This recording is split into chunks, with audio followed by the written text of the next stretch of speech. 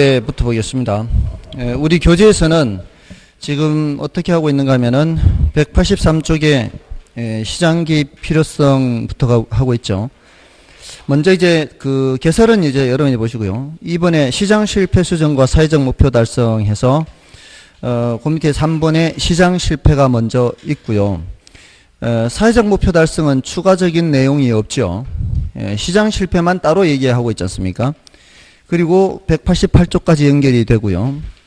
그것이 다음에 188쪽의 정부의 시장 개입 수단에서 직접적 개입, 그래서 장단점하고 직접 개입 수단까지 지금 동그라미 1, 2, 3, 4 많잖아요. 그걸 다 이제 아까 말씀을 드렸던 거고요. 다음에 간접 개입해서 189쪽에 맨 밑에 있죠. 그래서 넘어가시면은 그 장단점까지 토지이용 규제까지 일단 말씀드린 거예요. 그러니까 요 토지 정책 들어가기 전까지 그렇게 해놓고 지금 뭐만 다시 살펴보려는 거예요. 시장 실패만 다시 살펴보려는 거죠. 자, 이 시장 실패는 워낙 중요한 개념이라 사실 1, 2월 달까지 계속 반복을 했죠. 시장 실패의 뜻이 뭐예요 하면은 뜻은 시장이 그 기능을 실패하는 것이다. 무슨 기능이었어요? 자원 배분 기능이죠. 그래서 자원을 효율적으로 배분하지 못하는 현상이다. 자, 거기 원인에는 어떤 것들이 있었죠? 원인에는 외공불비 이렇게 있죠. 외부 효과 하고요. 다음에 공공재, 다음에 이제 불안전 시장, 다음에 비대칭 정보죠. 자, 이렇게 이제 외공불비 이렇게 있는데요. 자, 이 외부 효과는 내부 외부 할 때 그 의미죠. 시장 외부 현상이라서 외부라고 하죠. 시장 내부에서는 대가를 주거나 받습니다. 수요 공급에 의해서. 근데 이거는 시장 내부에서 대가를 주거나 받지 않기 때문에 이제 시장 외부 현상이라고 하는데, 어떤 편익을 끼치면서 제3자에게 그 대가를 지불받지 못하는 것을 정해외부 이렇게 하고요. 어떤 피해를 끼치면서 대가를 지불하지 않는 것을 부예외부 이렇게 한다 그랬죠. 자, 이런 현상이 나타나면은 시장 실패가 되는 이유가 정예외부라는 것이 나타나게 되면은 나타나면은 좋은 거예요, 나쁜 거예요? 이런 현상이 나타나면 좋죠. 이렇게 의도하지 않는 편익을 끼치는 건데 더 좋게 하는 거잖아요. 더 좋게 하는 것이 나타나면 좋은데 문제는 이런 현상이 많이 나타난다, 안 나타난다? 안 나타난다는 거죠. 이런 게 안 나타나는 거예요, 정의 여부가.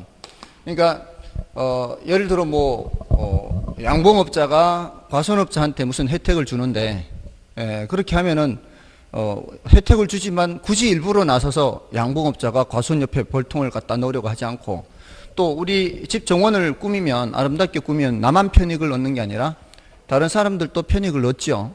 근데 굳이 나서서 이렇게 하려고 하지 않을 수도 있고요. 또 골목길에 내 집 주차장 만드는 그런 사업이 있어서 내가 담장을 허물어서 이웃집하고 담장을 허물어서 이제 마당에 차가 들어갈 수 있도록 하면은, 그러면은 이웃의 다른 골목길의 다른 사람들도 혜택을 보죠. 근데 그 비용은 나만 지출하는 거잖아, 이웃집하고. 자, 이런 것이 나타나면 좋은데 나타난다, 안 나타난다? 안 나타난다는 거죠. 왜 그러겠어요? 편익은 다른 사람도 얻는데 비용은 나만 지출하는 거죠. 자, 그러니까 이런 것들은 과소생산이 되는 거예요. 과소생산. 이게 비효율이라는 얘기예요. 더 생산되는 것이 좋은데도 불구하고 생산이 안 되는 거죠. 내 집 주차장 만드는 것도 그렇고요. 또 양봉업자가 과수원 옆에 벌통을 갖다 놔서 자신의 꿀 생산에는 지장이 없어도 과수원에 과일 생산을 늘려줄 수 있음에도 불구하고 늘려줄 수가 없고 그보다 더 적은 양이 생산이 된다는 거죠. 그러니까 이제 이럴 때는 누가 개입하게 되는 거예요? 정부가 개입하는 거죠. 우리는 이걸 보고 시장 실패라는 걸 알 수가 있다는 거예요. 과소 생산되는 거 보고. 그래서 이때는 정부가 개입을 하는 거죠. 이때는 주로 이제 보조를 해요, 보조. 주로 보조를 하고요. 부의 외부는 시멘트 공장과 이웃 주민들 간의 관계를 생각하면 되죠. 해를 끼치는데도 불구하고 대가를 지불하는 게 없죠. 그러니까 시멘트 공장 입장에서는 막 생산해버리는 거죠. 주민들한테 뭐 피해가 가든 말든. 그러니까 어떻게 돼요? 과다 생산돼요. 이게 이제 비효율이라는 거죠. 이럴 때는 이제 정부가 규제를 하는 겁니다. 공해세 같은 거를 매기는 거죠. 다음에 이제 공공재도요. 공공재 이제 등대가 대표적이라 그랬죠. 이 등대는 비배제성이라는 성질과 비경합성이라는 성질을 갖죠. 특히 이 비배제성 때문에 문제가 생기는 겁니다. 요거는 배제할 수 없다 이런 뜻이죠. 요금을 내지 않고 이용하는 것을 막을 수 없다. 그래서 무임승차 문제가 나타난다 그랬죠. 그러니까 이거는 시장에 맡겨놓으면은 적정한 양만큼 생산이 안 돼요.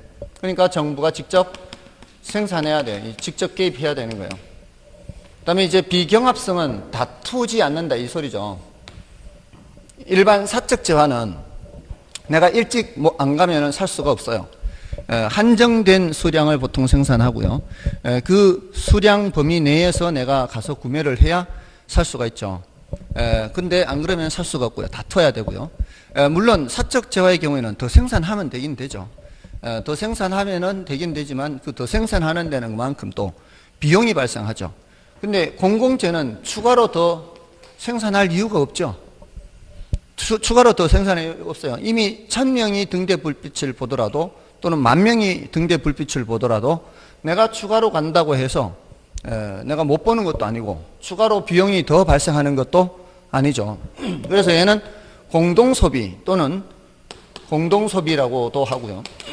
또는 소비에서 규모의 경제라고 해요. 소비에서 규모의 경제. 이거는 조금 어려운 표현이에요. 시험의 중요도는 좀 낮고요. 등대를 생각해 보면 되죠.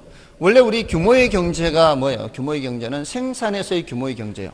혹시 규모의 경제 수업했었나요? 원래는 생산에서의 규모의 경제예요.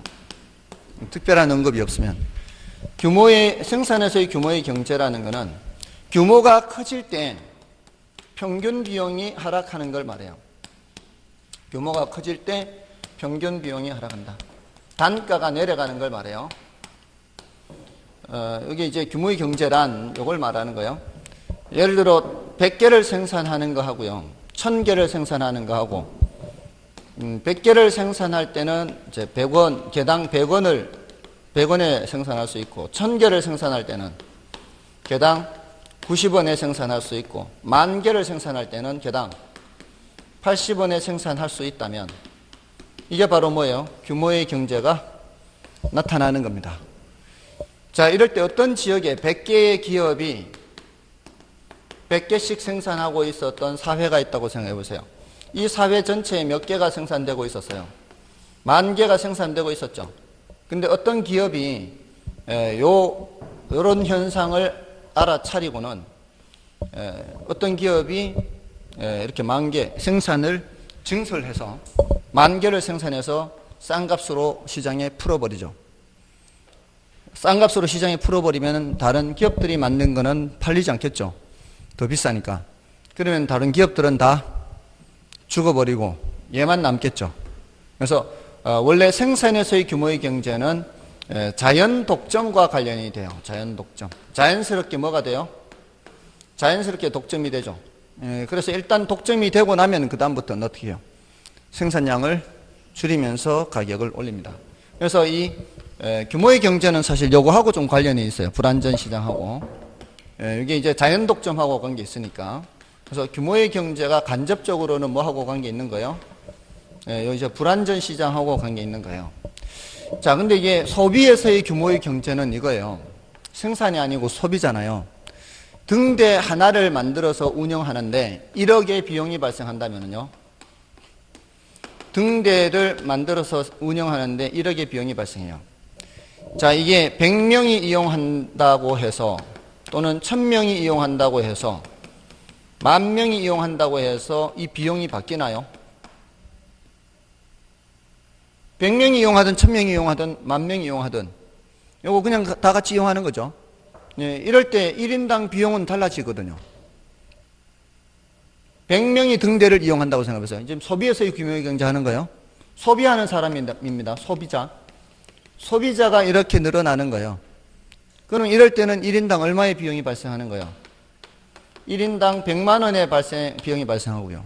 1000명이 이용하면은 1인당 10만 원의 비용이 발생하고 10,000명이 이용하면은 1인당 10,000원의 비용이 발생하죠. 소비하는 사람이 많아질수록 1인당 비용은 줄어드는 거죠. 이걸 이제 소비에서의 규모의 경제라고 해요. 근데 이제 표현만 어려울 뿐이지 시험에서 중요도는 낮아요. 그러니까 대체로 어떻습니까? 어려운 게 중요도는 낮은 거죠. 난이도가 높은 게 중요도는 낮아요. 그래서 더 중요한 거는 이거 비배제성이죠.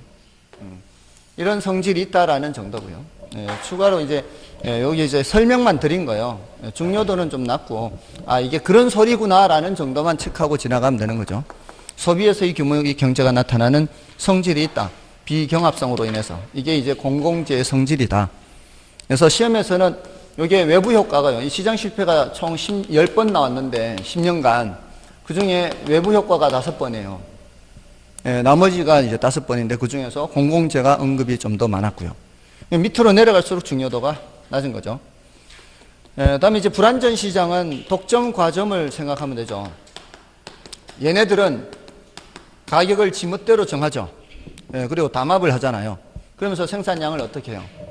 생산량을 줄이죠. 이것도 과소 생산이에요. 이 과소 생산하니까 정부가 규제를 해야 되죠. 독과점 규제를 하는 거죠. 다음에 비대칭 정보 또는 불완전 정보라고도 합니다. 요거 비대칭 정보 또는 불완전 정보. 자, 이러면은 또 이걸 역선택 또는 이제 도덕적 이런 현상이 나타나죠. 이거는 아직 시험에 한 번도 나오지는 않았어요. 역선택 또는 도덕적 해이에 의해서 이런 것들도 다 사실은 과소 생산 또는 과다 생산 그렇게 이제 대체로는 이제 과소 생산되는데요. 경우에 따라 과다 생산될 수가 있고요. 보통은 이제 역선택의 경우에는 거꾸로 선택하는 거죠. 정보를 갖고 있지 않는 쪽에서 당하는 입장이고요. 도덕적 해이는 정보를 갖고 있는 쪽에서 자기가 이런 행동을 하는 거죠. 자, 이런 것들이 다 자원을 비효율적으로 사용하게 되는 원인이 되는 거예요. 그래서 정부는 정보 유통을 원활하게 하는 거예요.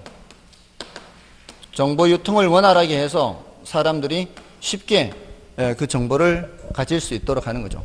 지금 사실은 우리가 정보 경제 쪽으로 넘어오면서 정부가 굉장히 많은 정보를 무료로 많이 제공하고 있죠. 제가 지난번에 알려드렸던 루디스라는 앱 있잖아요. 그것도 정부가 그런 토지용 계획 확인서 이런 것들을 그냥 어플리케이션으로 다 확인할 수가 있잖아요. 옛날엔 그거 다 어떻게 했어요? 동사무소 가서 다 일일이 떼봤어야 돼요. 근데 지금 어플리케이션에서 주소만 딱 번지만 딱 집어넣으면은 딱 나옵니다. 규제 정보 보기 하면 딱 나오고요. 그리고 그 도면도 다 나옵니다. 옆에 스마트폰으로 다 확인을 할 수 있어요. 그 지번의 도면을. 그러니까 이제 선이 그어진 것까지 확인할 수가 있어요. 얼마나 유용한 겁니까? 그리고 어저께 수업하는데 어떤 분이 도시군 관리계획, 지역지구제 얘기하는데 도시군 관리계획에 무슨 이제 논란거리가 나왔어요. 뭐죠? 지구 단위 계획 구역의 지정 및 변경에 대해서는 시장 군수가 직접 결정할 수 있다. 뭐 그런 거 있나요? 그게 시장 군수가 입안한 거죠. 시장 군수가 입안한 지구 단위 계획에 대해서는 그 지구 단위 계획 구역의 지정이나 변경, 지구 단위 계획에 대한 것을 시장 군수가 직접 결정할 수가 있다. 이런 내용이 나와서 그게 뭐 시도지사가 하느냐, 대도시 시장이 하느냐 막 이제 얘기가 나온 거예요. 그래서 다들 이제 왈가왈부하는 거죠. 제일 좋은 건 뭐예요? 바로 조문 찾아가면 되는 거예요. 조문에 보면 딱 나오니까. 그래서 그 국가법령정보센터라는 걸 말씀드렸나요, 그때? 국가법령정보센터 어플리케이션. 국가법령정보센터 어플리케이션이 있어요. 이렇게 검색을 해서 국토의 계획 및 이용에 관한 법률 두드리면 딱 검색이 되죠. 그래서 현행 법률 해서 두드리고 그 다음에 그 법률이 나오잖아요. 법률이 나오면은 거기 이제 저 화면 내 검색이 있어요. 그러니까 그 법률 내에 용어 검색하는 게 있어요. 두드려서 지구 단위 딱 해서 터치하잖아요. 지구 단위 해서 하면 지구 단위만 숫자가, 그 지구 단위만 색깔이 바뀌어요. 쭉 넘기면 지구 단위에 관한 건 쭉 넘기면 내용이 나오는 거죠. 그래서 쭉 넘기니까 29조에 나오더라고. 29조에. 29조에. 그 도시군 관리 계획은 누가 결정해요? 결정권자가 누구예요? 장관도 되고, 장관도 되나요? 장관도 되고, 시도지사도 되고, 대도시시장도 되잖아요. 다 되더만요.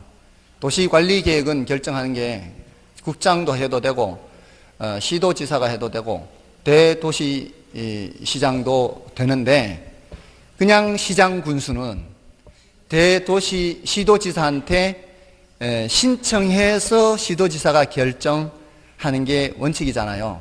근데 그 두 가지 경우, 지구 단위 계획구역의 지정 및 변경과 관련된 것, 자기가 입안한 또는 시도지사하고 미리 협의해서 용도 지구를 지구 단위 계획으로 변경하는 그런 경우에는 그와 관련된 것은 시장 군수가 직접 결정할 수 있고, 그 두 가지가 나오더만요. 29조에.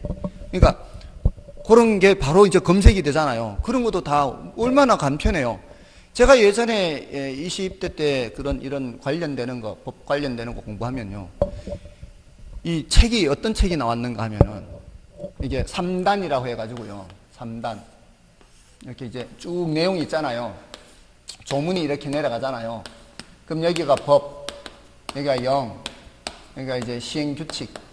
이렇게 해가지고, 여기 이제 1조 하면은 1조, 법 나오잖아요. 관련되는 시행령 쭉 나와요. 거기에 또 관련되는 시행규칙 나오고, 2조, 법률 나오죠. 그럼 2조에 관련되는 영이 없으면 공란해요. 관련 없잖아요. 공란해요. 그럼 3조, 관련되는 영이 있는 거기에서 이제 나오는 거예요. 이렇게 일일이 이거를 넘겨가면서 이렇게 했어야 돼요. 그러니까 얼마나 불편해요, 이게. 근데 지금은 이 법률 검색하면 어플리케이션에 나오죠. 그리고 그 대통령령에 따라서 뭐 한다 그러면 법률에 대통령령에 따라서 있잖아요. 대통령령에 따라 정한다 하면 이걸 터치를 딱 하잖아요. 터치를 하면 여기 내용이 나와요. 여기 내용이. 화면이 바뀌면서 요 터치를 하면 여기 바뀌어요. 여기 내용이 나와요. 그럼 여기 안에 가면은 시행 규칙에 대한 거이 나온다. 터치하면 여기 내용이 또 나와요.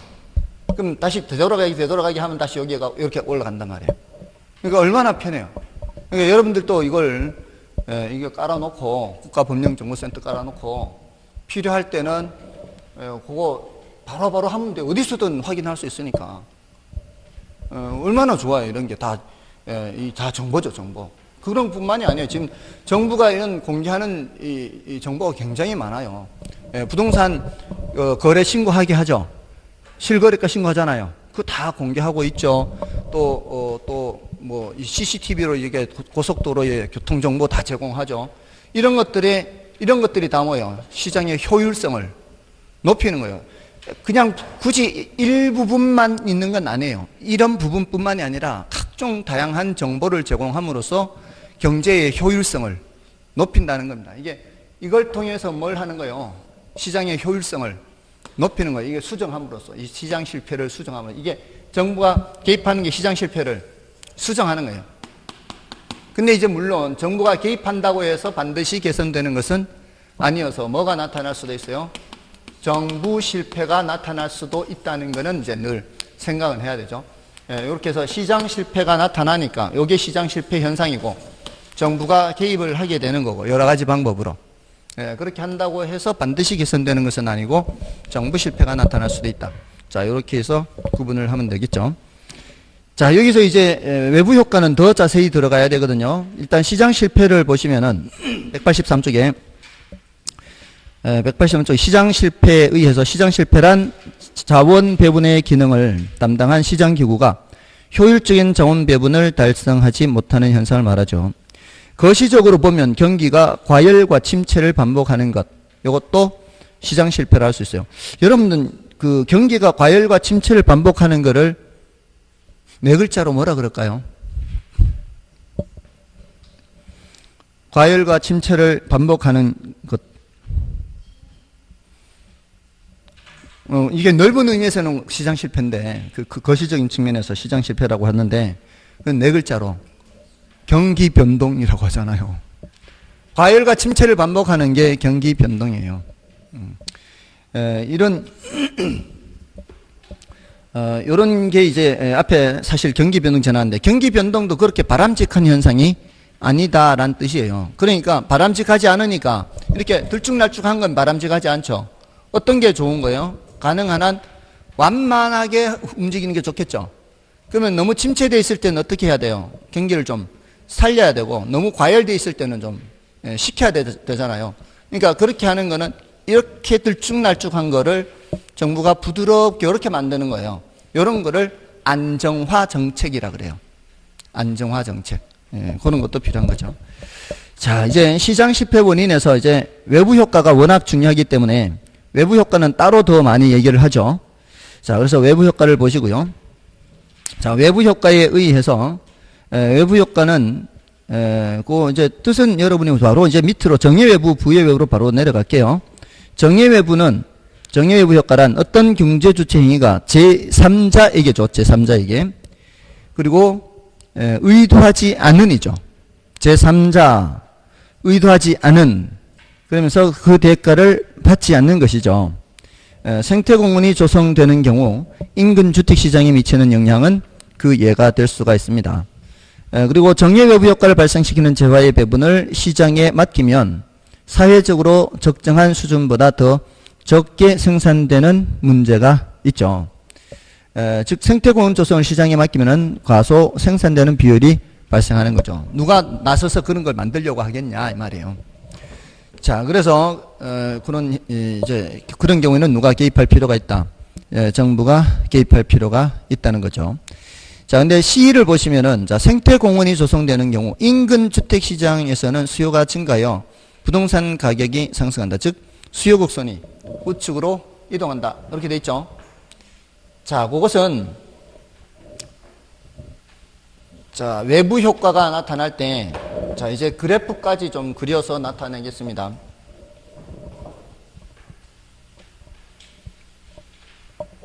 외부 효과가 나타날 때, 자, 이 구체적으로 이제 생태공원 조성시입니다. 생태공원 조성시. 자, 외부 효과 관련된 그래프예요. 자, 이제 우리 시험에서는 그래프로 출제되지는 않았지만 이게 이제 지문으로 다 출제가 됐어요. 생태공원이 조성되면은 인근 주택시장에서는 어떻게 해요? 수요가 증가하겠죠. 수요가 증가하면은 이제 수요곡선을 오른쪽으로 이렇게 그리면 되는 거예요. 네, 이거 별로 어렵지 않죠. 그 다음에 이제 나온 김에 부여외부 효과까지 다. 만약에 시멘트 공장 건설 시. 자, 인근 주택시장은 어때요?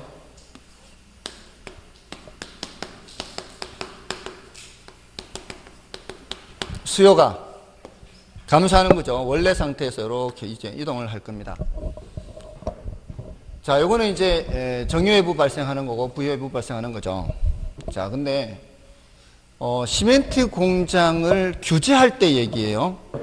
자, 요거는 이제 요거 1번, 요거는 2번, 이제 3번은 시멘트 공장 규제할 때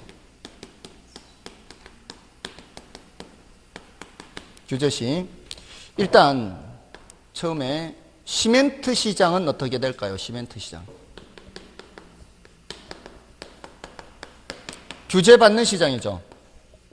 규제받는 시장에서는 이제 공장을 규제하는 거니까 시멘트 수요를 규제하는 거예요. 시멘트 공급을 규제하는 거예요. 시멘트 공급을 규제하는 거죠. 시멘트 공급을 규제하면은 어떻게 해요? 이렇게 되겠죠. 이렇게. 시멘트 공장을 규제하면은 시멘트 시장에서는 공급이 감소하는 거예요. 그러면 인근 주택 시장은 어떻게 될까요?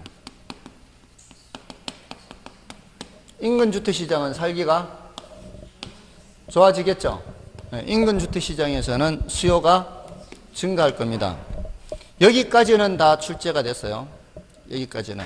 그러니까 이것도 출제됐고, 이것도 출제됐고, 이것도 출제됐고, 시멘트 시장에서는 공급이 감소한다. 이렇게 규제받는 시장에서는 시멘트 시장. 자, 요거는 아직 출제가 안 됐어요. 주택 건축 시장이에요.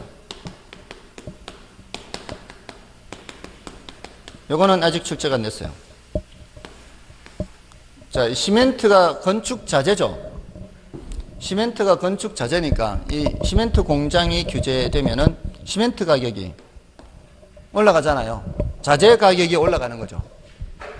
주택 건축에서는 자재 가격이 올라가면은 생산 요소 가격이 올라가니까 공급이 감소하는 거죠. 자, 이렇게 이제 얘기를 할 수 있죠. 아직 요거는 출제가 안 됐어요. 디귿은 출제 안 됐고, 이게 1번 출제됐고요. 2번의 기억, 니은까지는 다 출제됐어요. 그러니까 쓰레기 소각장 등의 외부 효과, 부의 외부 효과가 생기면 인근 주택 시장에서는 수요 곡선이 좌측으로 이동. 생태 공원이 조성돼서 정의 외부 효과 나타날 때는 수요 곡선이 인근 주택 시장에서는 우측 이동. 그 규제를 받는 시멘트 시장에서는 공급이 감소. 뭐 이런 식으로 다 출제됐고요. 이런 부의 외부 효과를 규제할 때, 부의 외부 효과를 규제하면은 인근 주택 시장에서는 수요가 증가해서 가격이 상승하게 되겠죠. 됐나요? 우리 시험에서는 이렇게 구체적인 예를 가지고 질문을 했거든요, 지금까지. 그래서 별로 어렵지 않아요. 구체적인 예를 가지고 질문을 했으니까 답하기는 어렵지 않을 겁니다. 자, 여기까지 하면은 이제 외부 효과와 관련해서 지금까지 설명 안 드린 것까지 다 설명을 드린 거예요. 그래서 디귿에 184쪽에 디귿이죠. 그 디귿의 내용을 보시면은 C를 보시면은 시멘트 공장이 건설되는 경우죠. 건설되는 경우 인근 주택 시장에서는 수요가 감소하죠. 그래서 주택 가격이 하락합니다. 즉 수요 곡선이 좌측으로 이동하죠. 근데 시멘트 공장에 대하여 정부가 규제를 하는 경우 시멘트 시장에서는 공급이 감소하죠. 즉 시멘트 공급 곡선이 좌측으로 이동합니다. 그러나 시멘트 공장 인근 주택 시장에서는 수요가 증가하여 주택 가격이 상승하는 거죠. 즉 인근 지역 주택 시장의 수요 곡선은 우측으로 이동한다 이겁니다. 자, 그게 이제 오른쪽 페이지에 그래프로 그려져 있죠. 오른쪽 페이지에 외부 효과 영향에서 일단 기억은 뭐예요? 기억은 근린공원 설치 시 인근 주택 시장 수요 증가. 니은에 첫 번째 나오는 것은 니은에 나오는 것은 시멘트 공장 설치됐을 때는 인근 주택 시장에서는 수요가 감소하죠. 근데 디귿에 건축 자재 산업인 시멘트 공장을 규제할 때 인근 주택 시장은 살기 좋아지잖아요. 그럼 수요가 증가하는데 가운데 있는 시멘트 시장에서는 시멘트 공급이 감소하고요. 그 시멘트를 건축 자재로 이용하는 주택 건축 시장에서는 자재 가격이 올라가니까 공급이 감소하는 거죠. 충분히 이해되시죠? 자, 그럼 됐고요. 다음에 다시 위에 표를 보시면은, 자, 표에 있는 내용을 보시면은 지금까지 이제 내용을 다 말씀을 드렸는데요. 과소 생산이다, 뭐 과잉 생산이다, 핀피 현상, 님비 현상. 핀피는 정의 외부에 부의 외부예요. 핀피는 정의 외부에서 이제 please in my front yard 하죠. 내 앞들로 와주세요 하고요. 님비는 not in my backyard에서 내 뒷뜰에는 안 된다 이런 뜻입니다. 부의 외부는 표 안에 님비 핀피 있죠. 자, 근데 그 표에 그 님비 핀피 밑에 부등식 있죠. 자, 부등식을 이제 설명드리면은 외부 효과에 대해서 이제 다 말씀을 드리는 거예요. 지금까지 말씀 안 드리고 그 뒤에 이제 외부 효과가 관련된 이제 대책과 관련된 것만 하나 더 추가하면 되는데요. 여기 이제 그 부의 외부의 경우, 정의 외부를 먼저 할까요? 정의 외부의 경우, 정의 외부는 편익 측면에서 따지는 게 조금 더 편리해요. 개인이 얻는 편익을 사적 편익이라 하고요. 그 개인을 포함해서 사회 전체가 얻는 편익을 사회적 편익이라 그래요. 정의 외부라는 게 뭐예요? 어떤 이제 행동을 했을 때 자기만 편익을 얻는 게 아니라 이웃의 다른 사람도 편익을 얻는 거죠. 그런데 대가를 받는 게 있다 없다? 받는 게 없다는 거잖아요. 그러면 사적 편익과 사회적 편익 어떤 게 더 크다는 얘기예요? 사적 편익이 더 커요? 나만 편익을 얻는 게 아니라 예를 들어 그거 생각하시면 되잖아요. 뭐 정원을 꾸민다거나 산에 벌통을 갖다 놓을 때 그 편익을 나만 얻는 게 아니라 주변에 다른 누군가도 편익을 얻잖아요. 이렇게 되는 거 아니에요. 이렇게 사회적 편익이 더 크죠. 근데 대가를 받는 게 있어요, 없어요? 대가를 받는 게 없으니까 과소 생산이 되는 거죠. 근데 부예외부는 시멘트 공장을 건설하게 되면은 시멘트 공장에서 판단하는 비용이 사적 비용이에요. 시멘트 공장에서 시멘트 한 포대 생산할 때 느끼는 비용을 사적 비용이라 그래요. 사적 비용. 근데 그 사적 비용은 이제 그 시멘트 공장에서 시멘트 한 포대 생산할 때 비용이고, 그러면 사회적 비용이라고 하면은 그 시멘트 공장뿐만이 아니라 그 인근 주민들이 의료비가 늘어나거나 세탁비가 늘어나거나 이렇게 추가로 발생하는 비용이 있죠. 이것까지 포함한 비용을 사회적 비용 그래요. 어떤 게 더 크다는 얘기예요? 사회적 비용이 더 크죠. 그러니까 정예외부의 경우에는 사회적 편익이 더 큰 거고요. 부예외부의 경우에는 사회적 비용이 더 큰 거예요. 그러니까 추가적으로 사회의 다른 누군가가 추가적으로 비용을 지출해야 되는 거예요. 여기서는 사회 누군가가 추가적으로 편익을 얻어요. 근데 이런 게 시장에 맡겨놓으면 나타난다, 안 나타난다? 이런 건 안 나타나고, 이런 거는 너무 많이 나타나고, 이게 이제 문제라는 거죠. 자, 그러니까 정부가 해야 될 역할이 뭐예요? 이게 이퀄이 되도록 하는 거예요. 이퀄이. 그러니까 우리 시험에서는 이걸 구체적으로 물은 적은 없어요. 사적 편익이 더 크면 뭐 부예외부, 사회적 편익이 더 크면 정예외부, 이걸 물은 적은 없어요. 그걸 물은 적은 없는데, 사적 편익이 더 크면 반대로 여기서는 부예외부가 되겠죠. 여기서는 편익으로 얘기했을 때는 사적 편익이 더 크다 그러면은 부등호 방향이 바뀌면은 부예외부가 될 거 아니에요. 그러면 이쪽 부등호 방향이든 저쪽 부등호 방향이든 외부 효과잖아요. 정예외부, 부예외부. 그럴 때에는 정부가 개입할 필요가 있다는 사실이에요. 이때도 정부가 개입할 필요가 있다는 거예요. 부등식일 때는 정부가 개입할 필요가 있어요. 정예외부 또는 부예외부가 돼야 되니까. 근데 개입해서 어떻게 하겠다는 거예요? 이때는 주로 보조를 해서, 보조를 하면은 사적 편익이 어떻게 또 올라갈 거 아니에요. 돈을 보태주면은, 개인한테 돈을 보태주면은, 그러면 이게 올라가면 이 두 개가 같아지는 거죠. 정부가 할 역할이 바로 그거예요. 이걸 같게 만드는 거예요. 돈을 보태주면 이제 돈을 받는 만큼 편익이 올라갈 거 아니에요. 그러면은 이제 더 많이 생산할 거라는 거죠. 여기서도 어떻게 하는 거예요? 요거를 이퀄이 되게 하는 거예요. 정부가 하는 역할은. 여기 공장한테 공예세를 매기는 거죠. 공장한테 공예세를 매기면은 한 포대 생산할 때마다 세금을 매기는 거예요. 그러면은 그만큼 생산하는데 뭐가 많이 발생하니까 비용이 많이 발생하는 셈이 되는 거예요. 공장 입장에서는. 그러면은 그렇게 많이 생산하지는 않을 거란 얘기예요. 생산량을 좀 줄일 거란 얘기입니다. 그래서 어찌됐든 부등식일 때는 누가 개입할 필요가 있는 거예요? 정부가 개입할 필요가 있는 거예요. 그래서 우리 시험이 이렇게 나왔거든요. 근데 굉장히 쉬운 거죠. 우리는 정예외부든 부예외부든 개입할 필요가 있잖아요. 그러니까 사적 편익보다 사회적 편익이 큰 경우에 정부가 개입할 필요가 있다, 없다? 있다. 사회적 편익보다 사적 편익이 큰 경우에 정부가 개입할 필요가 있다, 없다? 있다. 다 있다예요. 이게 부등식일 때는 무조건 개입할 필요가 있다라는 겁니다. 근데 이제 더 구체적으로 질문하면 그걸 묻겠죠. 사적 편익보다 사회적 편익이 더 크다면 정예외부일까요? 부예외부일까요? 이렇게 묻겠죠. 그죠? 그럴 때는 편익 측면에서는 정예외부로 판단하는 게 더 쉬워요. 정예외부의 경우에는 사회적 편익이 더 큰 거고, 부예외부의 경우에는 비용으로 생각하는 게 더 쉬워요. 사적 비용보다 사회적 비용이 더 크면 부예외부다. 됐나요? 혹시라도 거기를 묻는다면 그런데 그거는 난이도가 좀 높은 거예요. 자, 됐나요? 자, 그러면 됐고요. 자, 그럼 설명 다 됐고, 그 다음에 이제 마지막 186쪽에 외부 효과에 대한 대책이 있죠.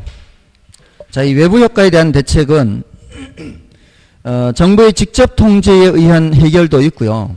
그러니까 정부가 바로 규제를 하는 거죠. 오염 물질을 배출 못하게 하는 거 있죠. 그다음에 B와 C를 또 좀 주의를 하셔야 돼요. B와 C.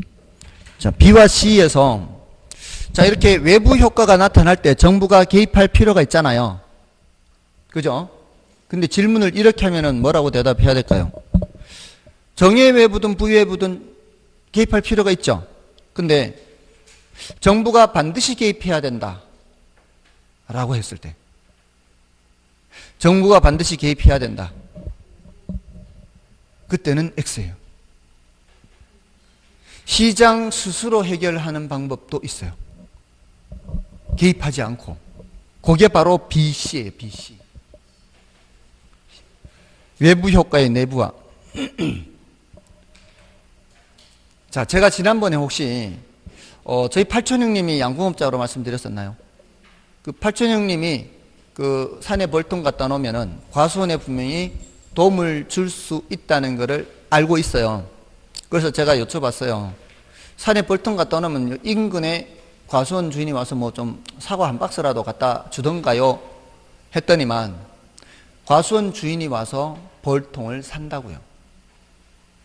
그래서 벌통을 그 과수원에 1년에 그 꽃필철에 갖다 놓는 대가로 돈을 15만 원 받는다는 거예요.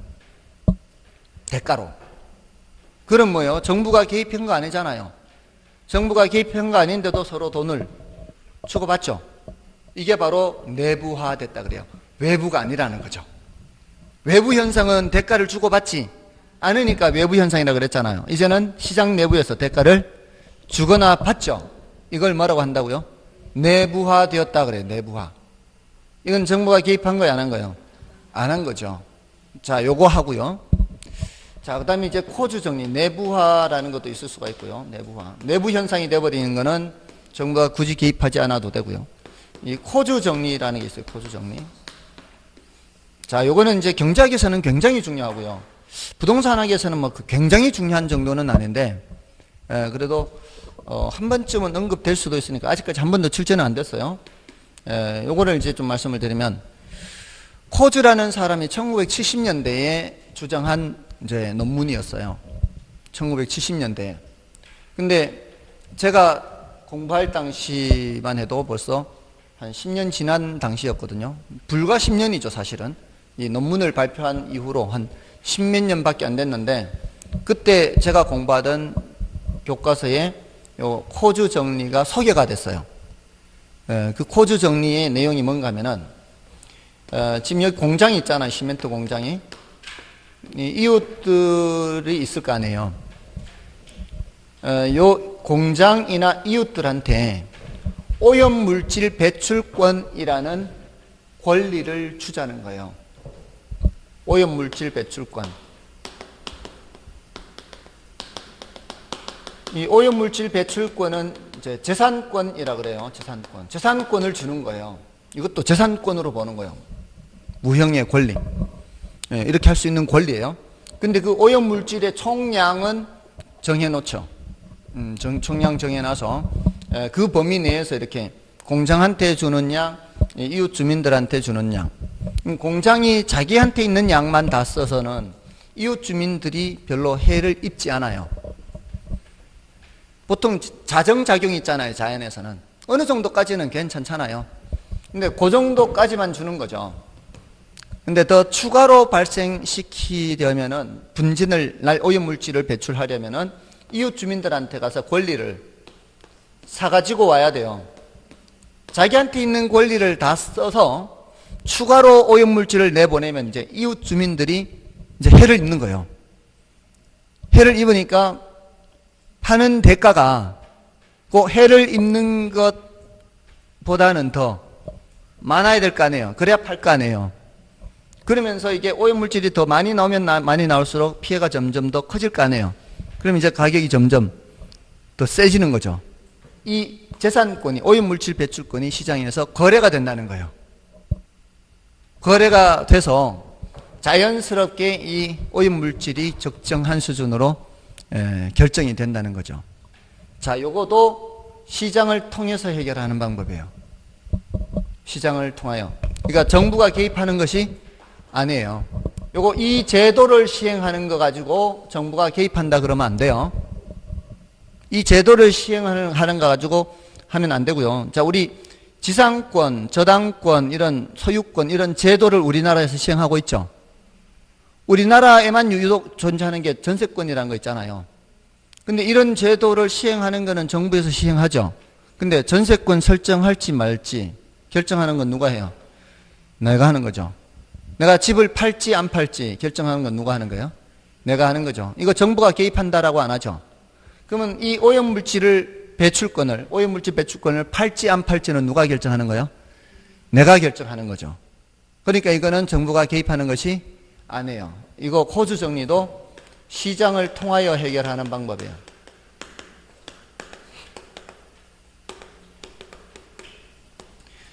제가 이걸 공부할 당시만 해도요, 그게 벌써 한 30년 가까이 됐는데, 그 당시만 해도, 야, 이런 게 가능할까 했어요. 과연 이게 어떻게 이게 가능할까? 어떻게 이거 재산권을 정할 수 있을까?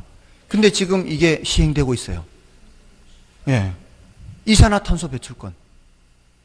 이산화탄소 배출권이 지금 국제시장에 거래되고 있어요.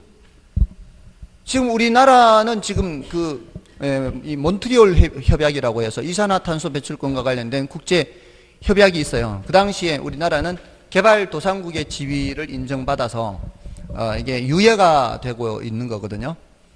지금 이산화탄소 배출은 다 누가 저질러 놓은 거예요? 선진국이 저질러 놓은 거죠. 선진국이 저질러 놨기 때문에 그 피해를 같이 입고 있는 거 아니에요. 후진국이나 개발도상국이나. 그러니까 후진국이나 개발도상국은 이제 발전하려고 해도 이런 이제 이산화탄소 배출과 관련해서 규제가 많고 제한이 많은 거죠. 우리도 마찬가지예요, 사실은. 지금 규제가 유예되고 있지. 우리도 사실은 지금 심각하게 생각해야 돼요. 지금 우리나라는 지금 너무 여기에 대해서 지금 무관심한 것 같아. 지금 이 책 한 권 찍는데도요, 이산화탄소 얼마 배출하는지 다 계산돼 있어요.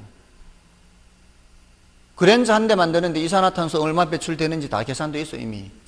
계산돼 있기 때문에 각 공장별로 제품을 얼마 생산하면은 이산화탄소 얼마 배출된다는 거 다 돼 있어요. 규제가 되면은 우리나라는 제품을 이 한정된 총량을 넘어서는 제품을 생산하기 위해서는 국제시장에 가서 이산화탄소 배출권을 추가로 사와야 돼요. 우리나라에 할당된 양보다 더 많이 생산하려면. 그러니까 사실은 그 국민들이 그런 개개인별로 이런 것들을 좀 아껴 쓸 필요가 있어요. 물 1리터 사용하면은 이산화탄소 배출이 얼마 되는지 다 돼 있다고요. 그러니까 물도 줄여야 되고 전기 사용도 줄여야 돼요. 이틀에 한 번씩 샤워해야 되고 이제 매일 하면 안 되고 세수도 이틀에 한 번, 머리도 이틀에 한 번 감고 이렇게 줄여야 돼요. 이산화탄소 배출을 줄여야 돼요. 그게 이제 굉장히 심각한 문제가 될 수도 있어요. 아직은 지금 세계 경기가 안 좋기 때문에 세계적으로 이 생산량이 그렇게 많지가 않아요. 근데 앞으로 경제가 계속 이렇게 인구도 더 많이 늘어나고 특히 개발도상국 후진국에서 인구 증가 속도가 빠르죠. 인구가 늘면서 이산화탄소 배출량이 늘어나면 이제 점점 더 문제가 심각해질 수가 있는 거죠. 그래서 사실은 이산화탄소를 이렇게 붙잡아 두는 기술, 공기 중에 있는 이산화탄소를 붙잡아 두는 기술을 갖고 있는 기업이나 또는 붙잡아 두는 그런 활동을 하는 기업들은 이산화탄소 배출권을 가질 수가 있어요. 그 끌어들이는 만큼. 그래서 지금 좋은 방법이 뭐가 있는지 아세요? 이산화탄소 배출권을 가질 수 있는 좋은 방법? 나무 많이 심는 거예요. 나무를 심으면 꼭 먹고 알 먹고요. 나무가 자라는 과정에서 이산화탄소를 끌어당기죠. 끌어당기니까 나무 자라는 것을 내가 나중에 이용할 수도 있고, 그 이산화탄소 끌어당기는 만큼을 내가 이산화탄소 배출권을 가져요. 그래서 그걸 팔 수가 있어요. 그래서 꼭 먹고 알 먹고가 돼요. 우리나라 기업들 중에는 외국에 조림 사업을 하는 기업들이 있어요. 외국에 조림 사업을 하면 그 조림하는 데 따라 이산화탄소 배출권을 가집니다. 팔 수가 있는 거죠. 자, 아무튼 이게 코주 정리, 그 당시에 이미 1970년대에 학자가 주장했는 그 이론에 따라 지금 국제시장에서는 시장에서 이산화탄소 배출권이 거래가 되고 있다는 사실이에요. 정말 그 학자들이 뛰어난 거죠. 그렇게 보면은. 그때 읽을 당시에는 이게 과연 가능이나 할까? 이거 어떻게 가능하지? 라고 생각했던 것이 한 30년이 지난 후에 실제로 그게 시장에서 거래가 되고 있으니까 정말 대단한 일인 거죠. 그게 바로 코즈 정리예요. 그러니까 자 이제 마지막 외부 효과에 대해서 정부가 이렇게 여러 가지 개입을 하는 방법이 있는데 정부가 개입한다고 해서 반드시 개선되는 것은 아니다 해서 정부 실패도 했지만 정부가 반드시 개입해야 되느냐? 그것은 아니다. 시장을 통해서 해결하는 방법도 있다라는 것을 주의를 하면 되는 거죠. 아직 한 번도 출제된 적은 없지만 늘 주의는 해야 돼요. 그게 이제 마지막입니다. 다음에 이제 나머지 공공재라든가 불안전시장, 요거는 좀 쉬고 하도록 하겠습니다.